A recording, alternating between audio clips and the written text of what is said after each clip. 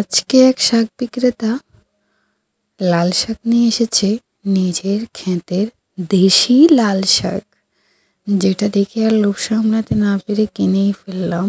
তো সেটা আমি এখন কেটে বেছে কেটে ধুয়ে নিয়ে এসেছি। রান্না করব মাছ দিয়ে একটু ঝোল করে। তো এখানে আমি কড়াইতে তেলটা গরম করে পেঁয়াজ দিয়ে দিয়েছি এবং কিছুক্ষণ নাড়ার পর আমি এখানে রসুন দিয়ে দিয়েছি পরিমাণ মতো। তারপরে এখানে আরও কিছুক্ষণ নেড়ে এগুলো রসুনের গন্ধটা যেন না থাকে ততক্ষণ নাড়তে হবে। হ্যাঁ, এবং হচ্ছে গিয়ে পরবর্তীতে একটুখানি লবণ দিয়ে দিব, মানে শাক অনুযায়ী লবণটা দিয়ে দিব। দেওয়ার পর একটুখানি পানি অ্যাড করে আমি গুঁড়া মশলাগুলো দিব।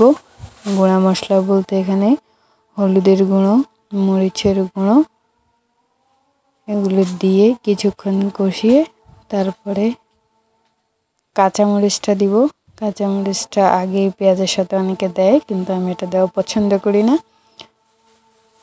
তো কাঁচামরিচটা দেওয়ার পর আমি এই ঝোলটাকে অনেকক্ষণ কষিয়ে নেব এবং শাক সবজি রান্না করার একটা গুরুত্বপূর্ণ ট্রিক্স এখানে শেয়ার করি।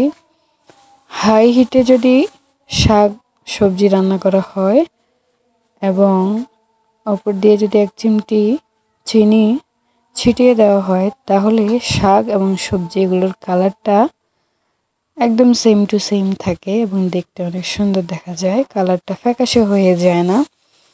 তো আমি এই কারণে ঝোলটাকে ভালো করে কষিয়ে নিয়েছি, যাতে আমার শাক দিয়ে হাই হিটে রান্না করে ফেলতে পারি, বেশিক্ষণ আর নাড়াচাড়া বা ঝোলটা হওয়ানোর প্রয়োজন যেন না পড়ে। তো এখানে আমি ঝোলটা বসানোর পরে শাকটা দিয়ে এই যে নেড়ে চেড়ে, এটা কিন্তু চুলার আঁচ কিন্তু অনেক হাই হিটে দেওয়া। তো এটা তো দেশি লাল শাক, এই জন্য বেশিক্ষণ অবশ্য রান্না করতেও হবে না, কারণ এগুলো অনেক কচি শাক ছিল এবং এগুলো সিদ্ধ হতেও বেশি সময় লাগবে না। আমার মনে হয় 2-3 বলক আসার পরেই এগুলো সিদ্ধ হয়ে একদম খাওয়ার উপযোগী হয়ে যাবে, দেখতেও সুন্দর দেখা যাবে এবং রঙটা দেখেন জাস্ট।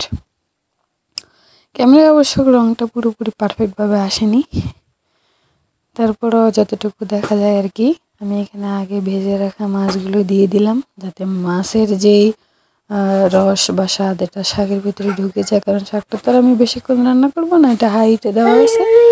তো মাছটা দিয়ে দেওয়ার পরে এখানে কিছুক্ষণ আমি এটাকে সেট করে দিলাম, শাকের সাথে সেট করে দিলাম এবং ঝোলের সাথে ডুবিয়ে দিলাম, যাতে মাছটাও হয়ে যায় শাকের সাথে সাথে। তো এখানে আমার এই যে রান্নাটা প্রায় শেষের দিকে, কত সুন্দর একটা কালার আসছে। এবং ম্যাক্সিমাম মানুষের কিন্তু শাকটা সবুজ হয়ে যায়, কিন্তু এখানে শাকটা সবুজ হয়নি, লালই ছিল, আর ক্যামেরাতে যদিও বোঝা যাচ্ছে না। তো এরপর আমি কিছু কুচানো ধনে পাতা দিয়ে দিলাম। ধনে পাতাটাও দেশি ধনে পাতা এবং গ্রানটা অসাধারণ।